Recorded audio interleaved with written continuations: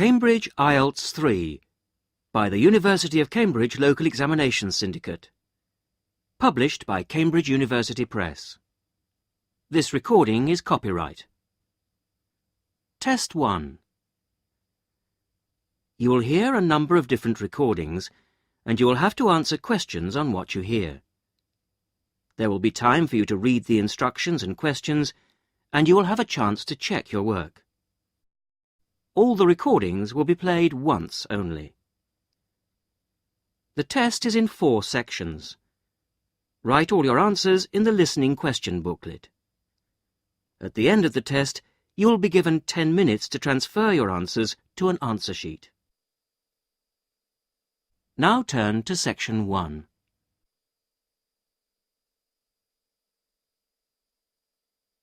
Section 1.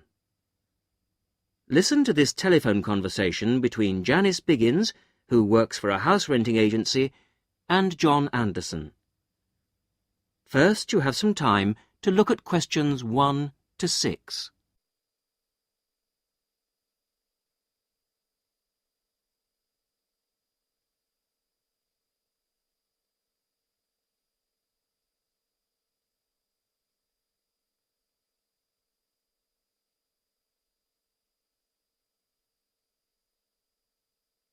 You will see that there is an example which has been done for you.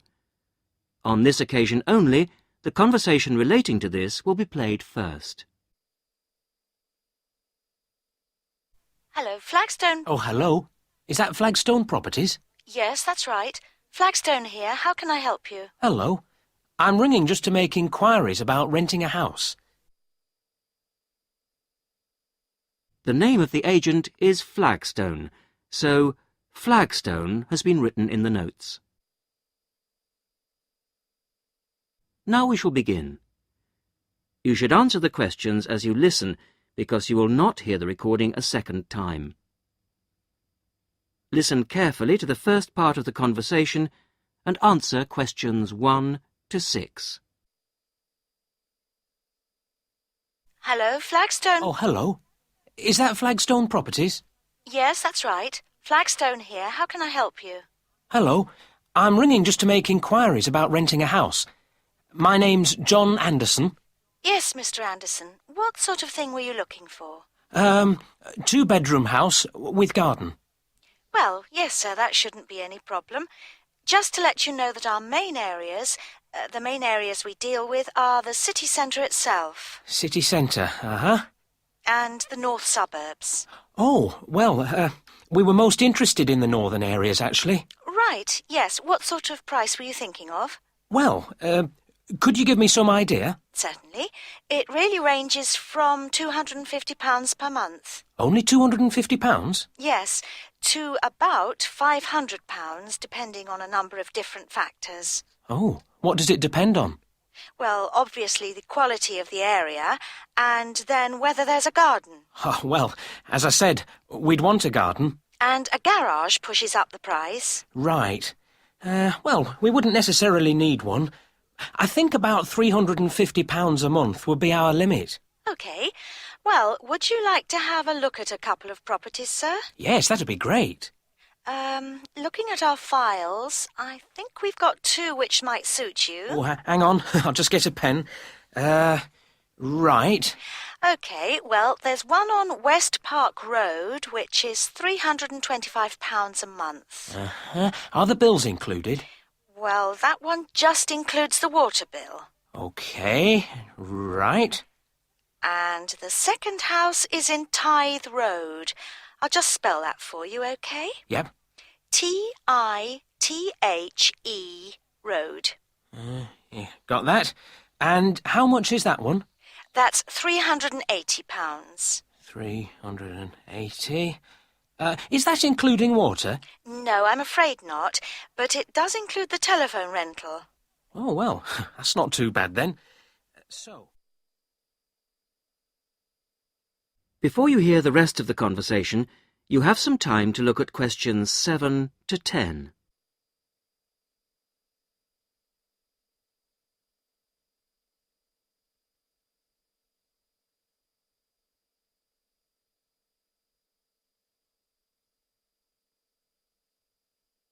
Now listen and answer questions 7 to 10.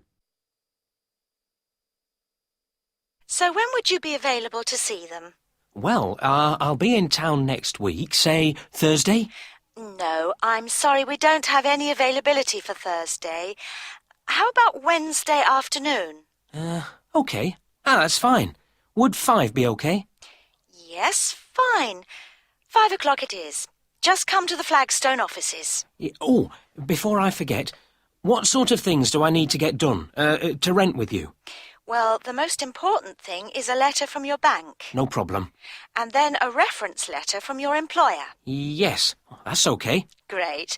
And then we would need you to give 2 weeks' notice of moving in. Right, 2 weeks' notice.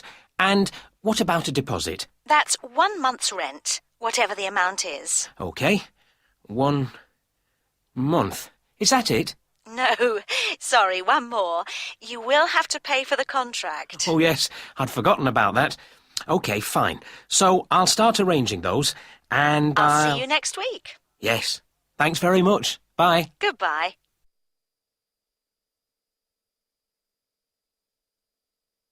That is the end of section 1. You will now have half a minute to check your answers.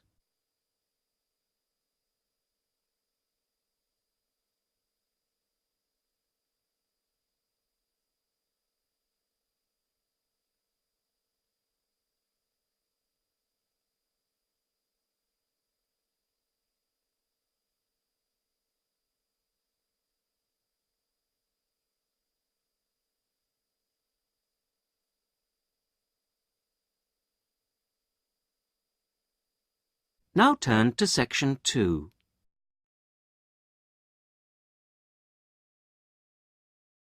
Section 2. You are going to hear a conversation between 2 women about the health system in England. First, you have some time to look at questions 11 to 17.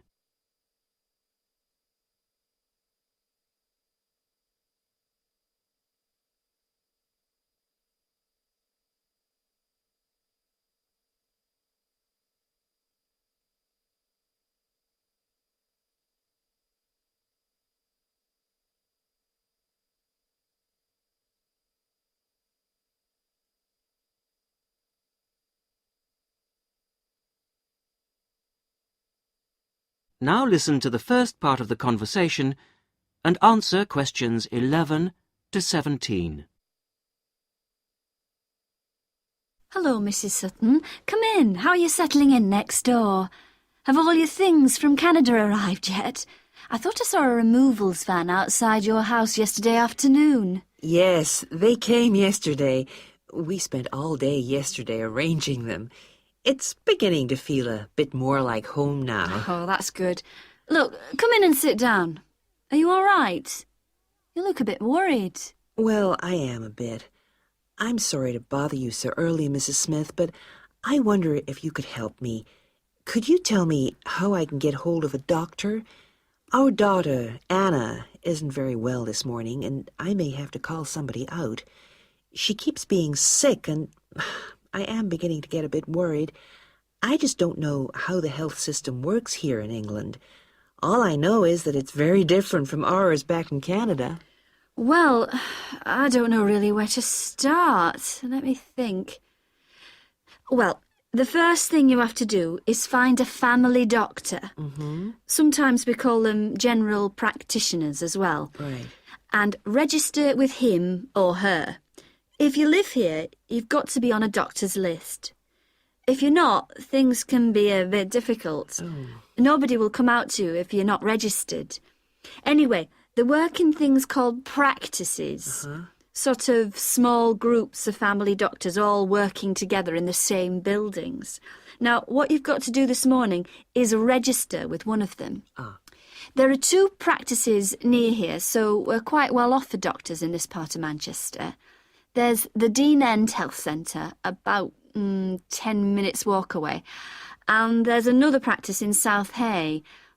That's about 5 minutes away, going towards the town centre. Uh-huh. We're registered at the Dean End one, but they're both okay.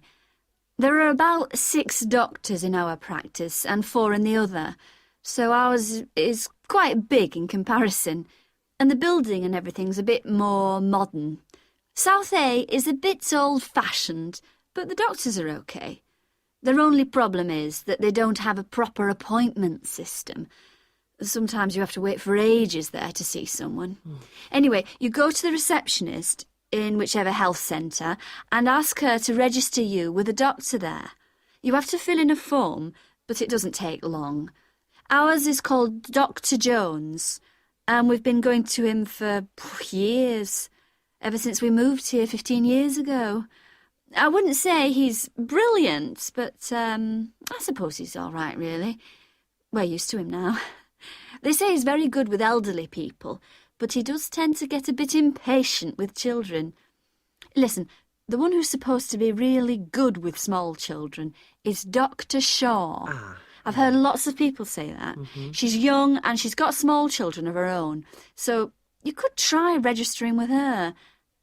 And if her list's full, I heard somebody say the other day that there's a really nice young doctor at South Hay, a Dr. Williams.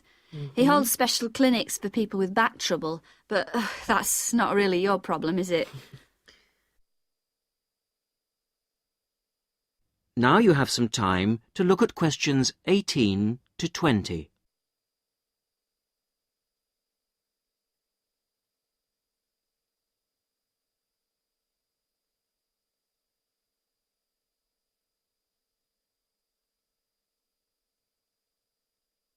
Now listen to the rest of the conversation and answer questions 18 to 20. If you want a doctor to visit you at home, you have to ask for a home visit. You're supposed to do that before 10:30 in the morning, but obviously if it's an emergency, you can phone at any time, night or day. It might not be your doctor that comes, though. It's quite often one of the other doctors in the practice. It doesn't really seem to make much difference. Right. Otherwise, you make an appointment to see your doctor at the health centre. You usually get seen the same day. Not always, of course, but usually, as I say. They hold surgeries between 9 and 11:30 every weekday, and from 4 to 6:30 Monday to Thursday. Saturdays are only for emergencies. I see. When the doctor sees you, he gives you a prescription. He writes what medication you need on it, and you take it to a chemist shop. There's one opposite the centre. If it's for a child under 16, you don't have to pay, so if it's for Anna, there's no problem. The same thing goes if you're unemployed or retired, or if you're pregnant. Just as well, because it's not cheap. You pay the same price for each item the doctor has prescribed. At the moment, it's something like £5 per item. So you pay for the medication, but the consultation with the doctor doesn't cost you anything. It's completely free as long as you're a resident here. You're going to be here for 3 years, aren't you? So, well, there shouldn't be any question of you paying anything to see the doctor. So that's one less problem to worry about. Look, Mrs. Sutton, if you want, I'll sit with your daughter for half an hour if you want to go down to the health centre to register. It's no trouble, really, don't worry. Are you sure you wouldn't mind? That would really help me a lot. I'll ask them if they can send someone round later to see Anna. I think I'll try the Dean End Centre. Good idea. Don't worry about Anna. Right. I'll be back as soon as I can.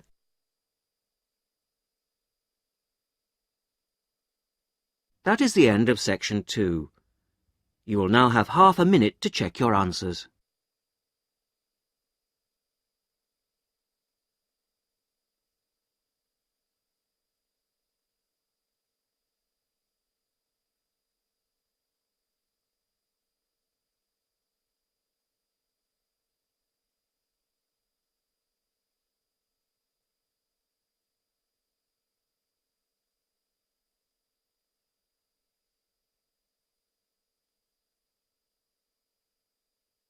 Now turn to section 3.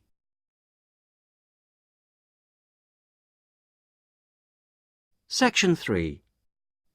You're going to hear a university tutor interviewing a candidate for a place on a postgraduate diploma course in teaching geography. First, you have some time to look at questions 21 to 27.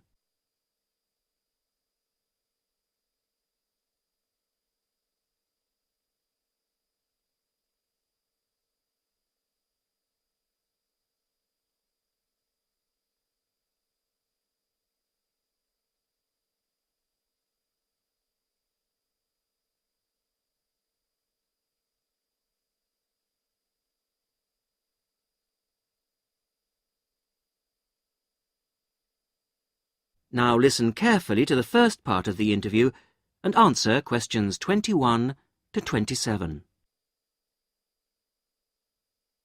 Hello. Jonathan Briggs, isn't it?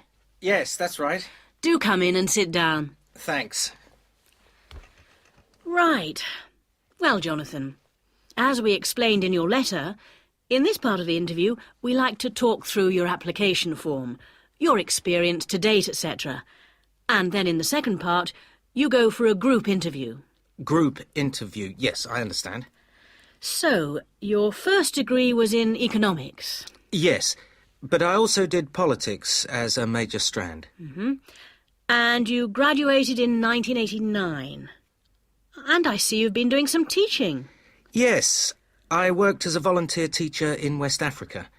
I was there for almost 3 years in total, from 1990 to 1992. How interesting.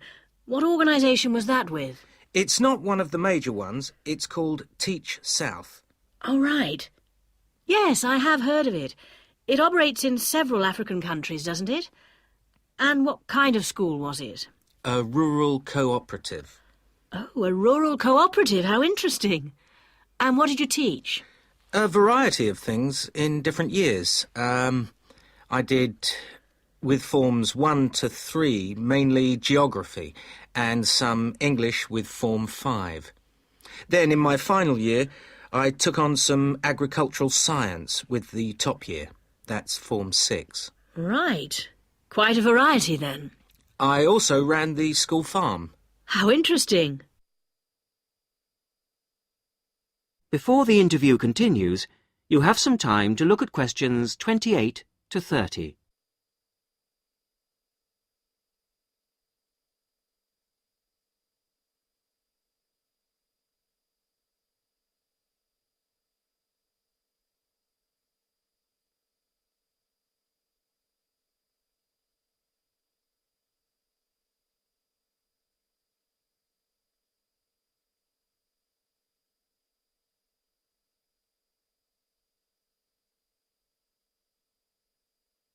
Now listen to the rest of the interview and answer questions 28 to 30. And how did you find the whole experience? I'll be honest with you. At the end of the first year, I really wanted to leave and come home. Oh, why was that? Well, I was very homesick at first and missed my family. Oh, yes, I can understand that. And I also found it frustrating to have so few teaching resources. But I did decide to stay, and in the end I extended my tour to a 3rd year. Right. Things must have looked up then. Yes, we set up a very successful project, breeding cattle to sell locally. Really? And then, after a lot of hard work, we finally got funds for new farm buildings. And you wanted to see things through. Uh-huh. And that's why you want to train to teach geography. Yes. I've had a couple of jobs since then, but I now realise I like teaching best. And I chose geography because it's my favourite subject. And also because I think it has so many useful applications. Well, you certainly have had some interesting work experience. I'll ask you now to go on to the next stage of the interview.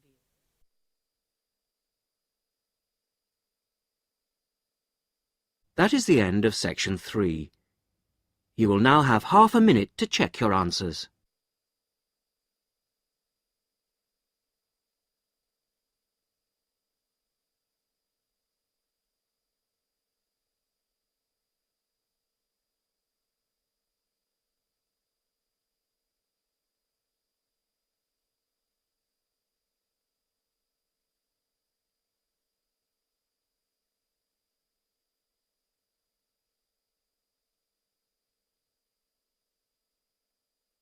Now turn to section 4.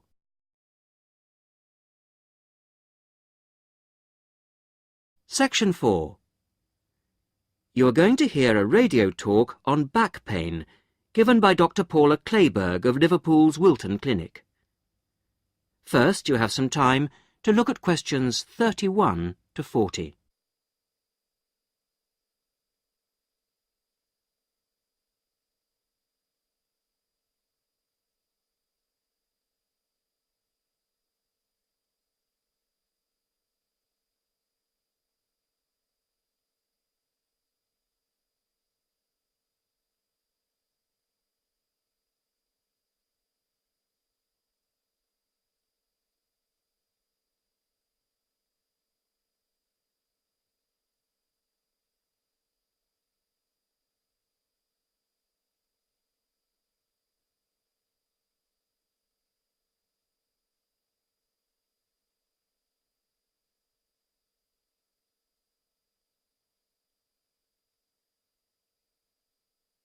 Now listen carefully to the talk and answer questions 31 to 40. Today's Health Council is presented by Paula Clayburgh, who is the Chief Counsellor at Liverpool's famous pain clinic, the Wilton Clinic. Paula. Do you know what Prince Charles, Sevi Ballesteros and Elizabeth Taylor have in common? They all suffer from chronic back pain.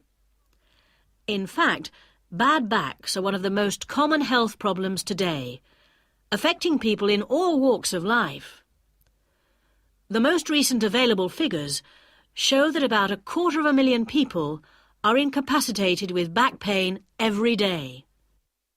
And many sufferers don't know the cause or the solution to their problem. The majority of our patients at the clinic tend to be women.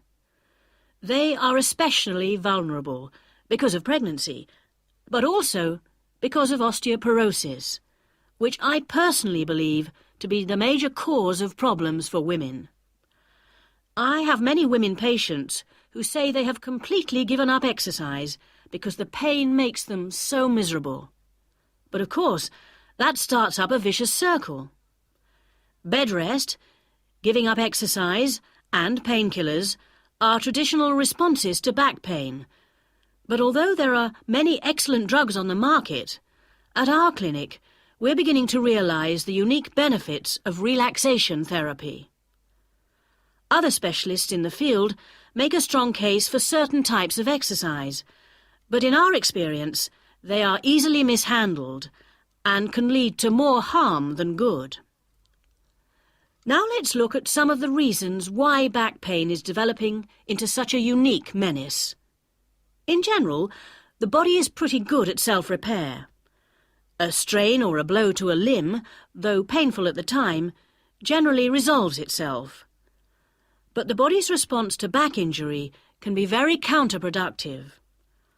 When pain strikes, we attempt to keep the back as immobile as possible, which makes the muscles tense up. Research shows that they often go into spasm, which causes further twisting of the spine. A vicious circle is underway. The second mistake we often make when stricken with extreme back pain is to go to bed and stay there.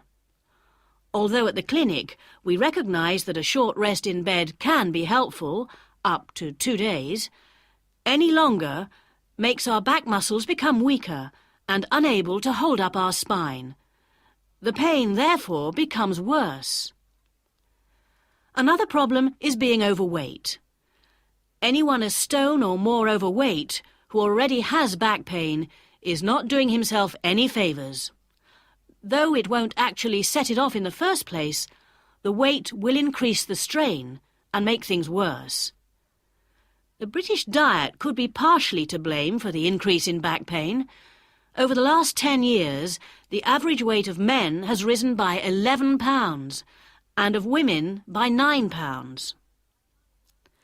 So much for the causes and aggravations of pain.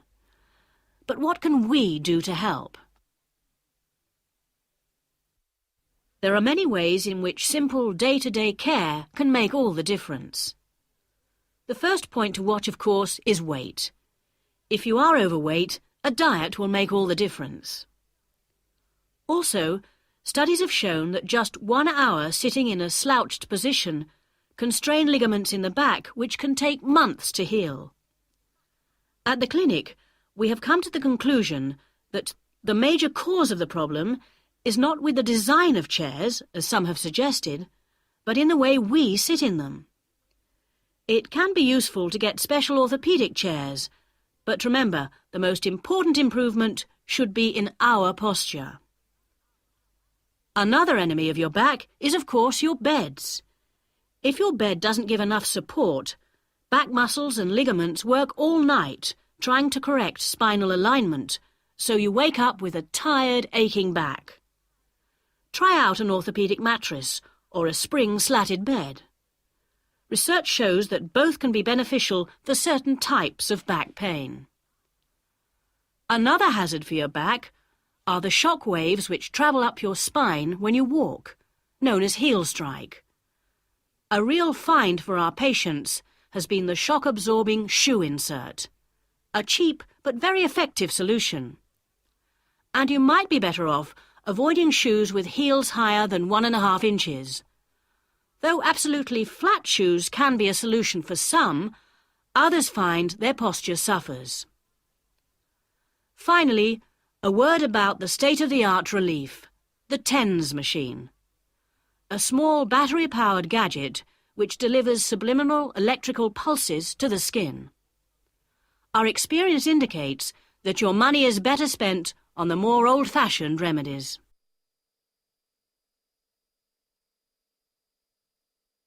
That is the end of section 4. You will now have half a minute to check your answers.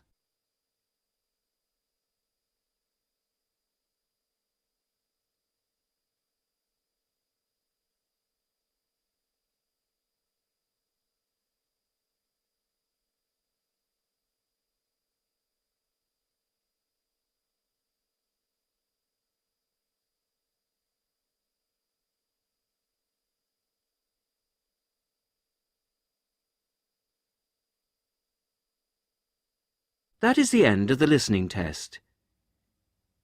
In the IELTS test, you would now have 10 minutes to transfer your answers to the listening answer sheet.